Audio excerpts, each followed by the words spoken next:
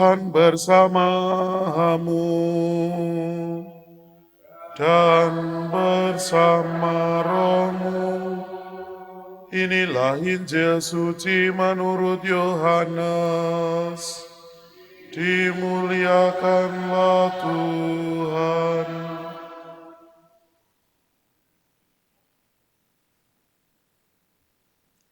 Dalam percakapannya dengan Nikodemus, Yesus berkata, "Janganlah engkau heran karena aku berkata kepadamu, kamu harus dilahirkan kembali. Angin bertiup kemana ia mau.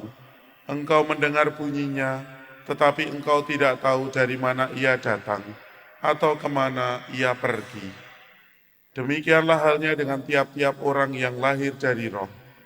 Nikodemus menjawab katanya, "Bagaimanakah mungkin hal itu terjadi?" Jawab Yesus, "Engkau adalah pengajar Israel dan engkau tidak mengerti hal-hal itu. Aku berkata kepadamu, sesungguhnya kami berkata-kata tentang apa yang kami ketahui, dan kami bersaksi tentang apa yang kami lihat. Tetapi kamu tidak menerima kesaksian kami. Kamu tidak percaya waktu aku berkata-kata dengan kamu tentang hal-hal duniawi. Bagaimana kamu akan percaya kalau aku berkata-kata dengan kamu tentang hal-hal surgawi? Tidak ada seorang pun yang telah naik ke surga selain Dia yang telah turun dari surga, yaitu Anak Manusia. Dan sama seperti Musa meninggikan ular di padang gurun, demikian juga Anak Manusia harus ditinggikan, supaya setiap orang yang percaya kepadanya beroleh hidup yang kekal." Demikianlah sabda Tuhan. Terpujilah Kristus.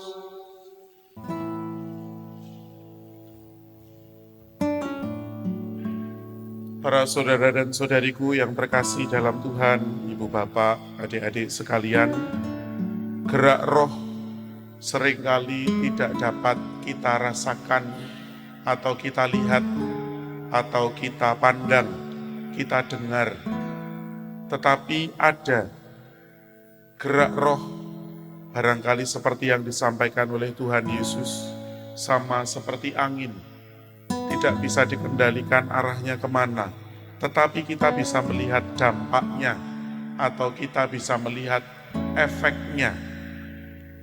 Apa yang disampaikan lewat bacaan-bacaan pada hari ini, semata-mata dalam pandangan kita semua adalah sebuah penjelasan tentang bagaimana gerak Roh Kudus atau Roh Allah sendiri dalam setiap pribadi kita. Yesus mengatakan bahwa orang yang dicurahi roh itu akan dilahirkan secara baru. Dilahirkan secara baru, mempunyai semangat baru, dan barangkali menurut bacaan pertama, nampak dalam buah-buah orang tersebut berani menjual segala sesuatu yang dimiliki dan hidup berbagi bagi orang lain. Para saudara dan saudariku yang terkasih dalam Tuhan, sejak dari awal mula kita mengetahui bahwa hidup manusia ketika diciptakan itu terdiri dari 3 hal. Hal yang pertama, kita semua mempunyai tubuh, raga, mempunyai fisik. Ada rambut, ada mata, ada kulit, ada tulang, dan lain sebagainya. Ada yang gemuk, ada yang kurus, ada tinggi, ada yang pendek, dengan aneka macam warna kulit, dan seterusnya. Fisik, raga. Lalu yang kedua, perasaan, kejiwaan. Ada yang senang, ada yang susah, ada yang kecewa, ada yang bersemangat, ada yang barangkali itu fluktuatif, menjadi mudah sekali berubah. Sekarang mengalami senang, tetapi tiba-tiba moodnya kemudian berubah, langsung menjadi sedih. Itu perasaan, kejiwaan. Tetapi selain kedua hal tersebut, ada juga yang disebut sebagai hidup spiritual. Dan inilah yang disebut di dalam bacaan-bacaan hari ini, menggerakkan hidup kita, lebih daripada sekedar fisik, lebih daripada sekedar jiwa atau perasaan kita, suka tidak suka. Hidup kita digerakkan oleh roh, yang sejak dari awal membuat kita itu bisa bernafas, membuat kita itu bisa bergerak, dan seterusnya.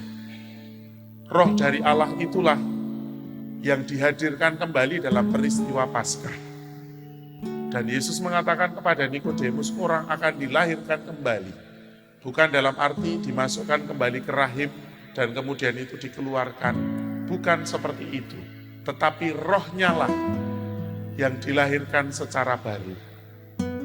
Mendengar sabda Tuhan pada hari ini, semoga kita semua sungguh-sungguh semakin menghadirkan Roh Kudus, sehingga hidup kita itu semakin bersemangat, bergerak untuk menjadi baru, untuk bangkit bersama dengan Tuhan Yesus sendiri. Mari pada hari ini menunaikan amanat bacaan yang bisa kita temukan dalam dampak, dalam efeknya ketika kita itu berbagi seperti dalam bacaan pertama. Roh menggerakkan kita juga untuk berani berbagi kepada siapapun. Kemudian kepada Bapa dan Putra dan Roh Kudus, seperti pada permulaan, selalu dan sepanjang segala